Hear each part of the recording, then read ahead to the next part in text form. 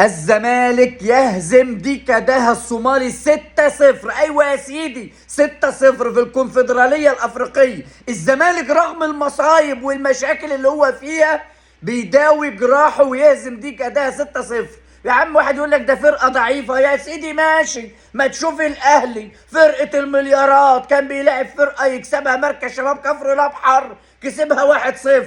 فرقة المليارات كسبة 1-0 وهم لسه جايبين مدرب جديد. يعني اللعيبة تاكل النجيلة وتيجي تقول لي دي جدها الصومالي ده فرقة ضعيفة. أنا كنت بلاعب فرقة ضعيفة كسبتها 6-0، أنت كنت بتلاعب فرقة ضعيفة كسبتها 1-0.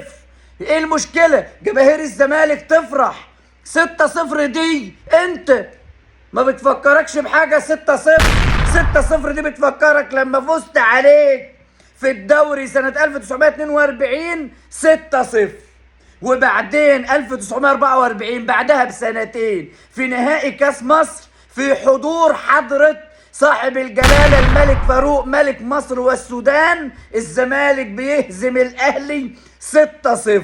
النهارده الزمالك بيكرر النتيجة تاني عشان ينكد عليك، وانا في اسوأ حالاتي بكسب دي جتاها 6-0، والكونفدرالية ان شاء الله تكون زملكاوية. اما انت فرقة المليارات كسبان 1-0 بالعافية، فكرهم ونكد عليك.